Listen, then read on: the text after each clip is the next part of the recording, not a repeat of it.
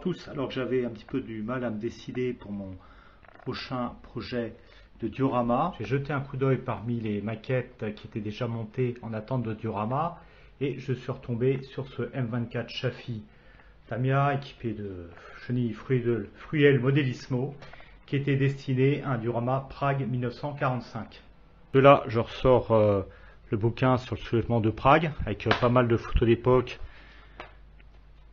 en guise d'inspiration, et c'est parti. Il va falloir que je réalise un bâtiment, disons en scratch, pour évoquer donc une rue de Prague en 1945, en mai 45. Donc nous allons voir ce qui est possible de réaliser à l'aide de pièces de bâtiments vacuformés, de matériaux, de carton mousse, cette planche Scaling avec donc les horloges qui figureront donc sur notre bâtiment, des moulures là pour notre bâtiment, encore des pièces Scalink.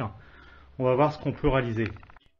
D'abord, rectification, le bâtiment que nous allons construire est destiné à représenter une scène à Pilsen et non à Prague. Donc on va réaliser un bâtiment mixte en fait à partir de différents matériaux, du carton mousse et des morceaux de bâtiments vacuformés. Alors pour les ruines, les bâtiments vacuformés, il s'agit ici d'une ancienne référence de la marque Remy, qui était une marque polonaise. Je ne sais pas si elle existe encore. Peut-être que vous pouvez tout de même vous en procurer si certains magasins de maquettes ou vendeurs par internet ont de vieux stocks, à moins que vous ayez vous-même d'anciens stocks. En tous les cas, les productions de la marque Remy étaient ou sont très intéressantes. C'est un petit peu le précurseur de Mini Art, un prix moins élevé, mais enfin c'était des maquettes vacuformes, des bâtiments vacuformes présentés seulement sous sachet. Il y avait l'emballage en moins à payer. Bon, c'est l'occasion là dans cette vidéo de montrer comment réaliser une maquette vacuformée. Donc après avoir découpé les pièces, là il faut poncer. Voilà donc la méthode. Le vacuforme, bon c'est pas compliqué, il faut juste un petit peu prendre la main, mais il ne faut pas redouter de s'attaquer à ce type de fabrication, ce type de matériaux, parce qu'il permet pas mal de réalisations, puisque là ça sera non pas la réalisation d'un bâtiment brut, tel que fourni par le fabricant, mais on utilisera une partie des pièces pour réaliser un bâtiment à notre convenance. D'ailleurs, quand je dis une partie des pièces, en fait, ce sont des chutes, parce qu'on a déjà utilisé une partie donc des pièces de ce bâtiment pour un projet. Et là, c'est les chutes qu'on utilise, qu'on va réaménager pour une nouvelle réalisation. Le découpage des pièces en vacuformé n'est pas toujours facile. Donc là, c'est pour ça que j'ai changé la lame de cutter, j'ai changé de cutter pour essayer de trouver une lame adaptée à la découpe. Là, surtout qu'on a une pièce assez un petit peu arrondie, donc c'est moins simple. Là, je suis pas un héros, donc je m'y reprends à plusieurs reprises. Là, j'essaye de marquer au niveau des angles, parce qu'en fait, on trace un sillon dans le vacuforme, comme vous l'avez vu, et puis une fois que c'est bien marqué, en fait, on casse la pièce, ça permet d'avoir une coupure nette. Mais là, pour ce genre de pièce, ça va moins être facile. Mais bon, en définitive, avec un petit peu de patience, de méthode, on y arrive. Regardez, voilà, voilà. Ah, quand même, bravo, bravo. Donc après le découpage, un ponçage, évidemment, ça c'est une étape qu'on ne peut pas négliger. On n'aura jamais vraiment voilà, quelque chose de parfait. Enfin, essayer d'avoir les pièces propres.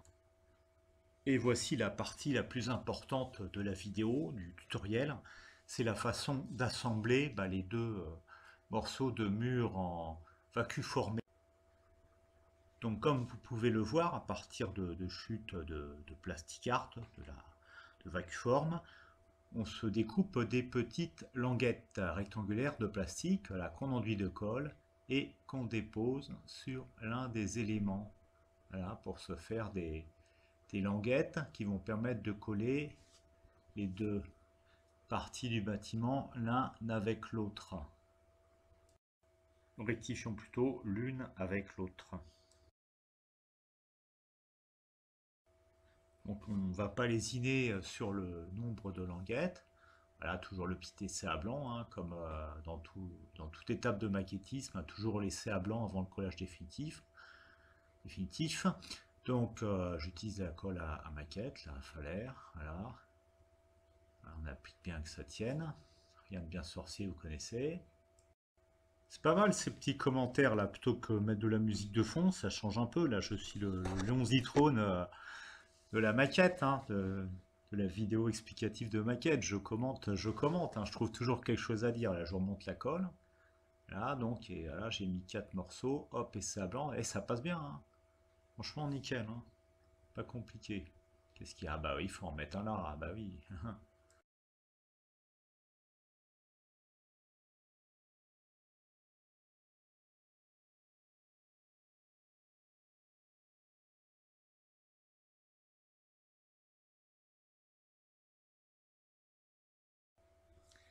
Là, je crois que c'était le dernier morceau.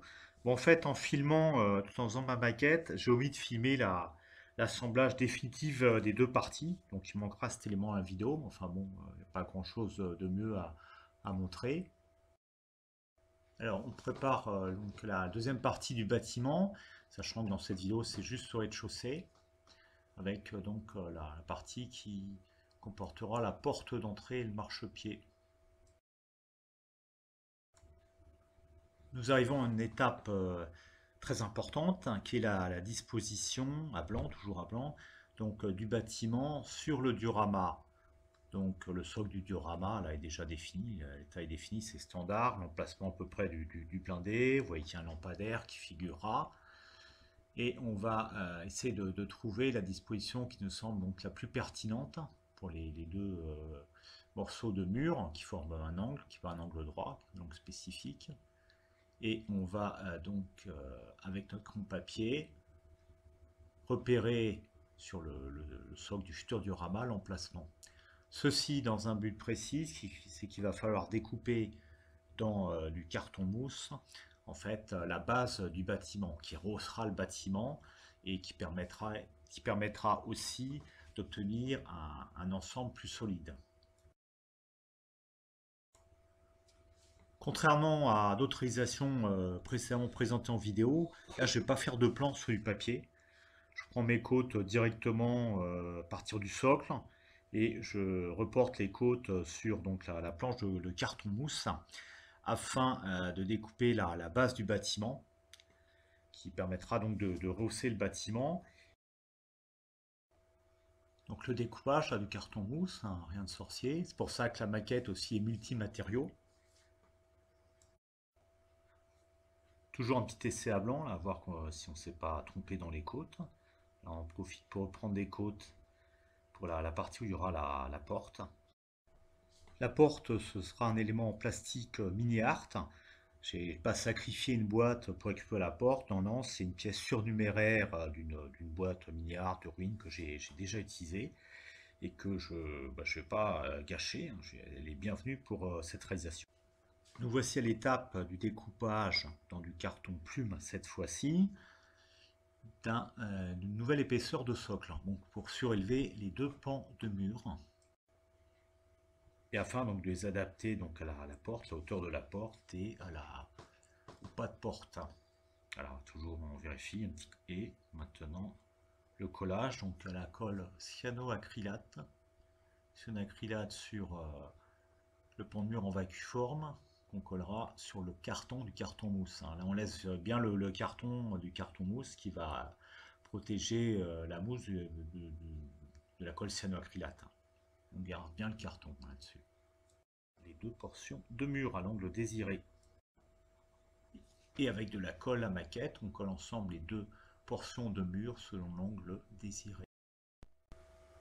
À partir de moulures en bois pour encadrement de tableau, nous allons réaliser donc un élément du bâtiment qui délimitera donc le rez-de-chaussée et le premier étage. Donc collé donc à la colle cyanoacrylate. Les parements de pierre de la façade ne correspondant pas en fait à la réalité, nous allons modifier la gravure en fait en bouchant donc certains des interstices avec du mastic pour obtenir donc une ligne continue. Une fois le mastic bien sec, ponçage en règle évidemment.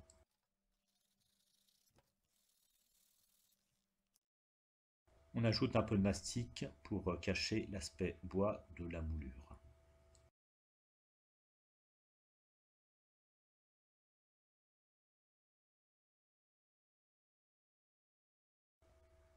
Voici un détail à ne pas oublier pour la réalisation de notre immeuble ou portion d'immeuble. Nous allons réaliser un soupirail que nous allons découper donc dans la partie inférieure du socle, d'où l'utilité aussi d'avoir prévu deux couches de socle.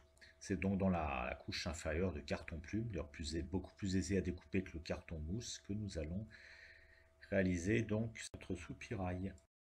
Puis collage de cet élément avec de la colle à bois. Nous allons maintenant habiller la partie basse de notre immeuble en le recouvrant donc d'une bande de carton. Donc on va bien prendre les mesures. On n'oubliera pas aussi de découper l'espace pour le soupirail.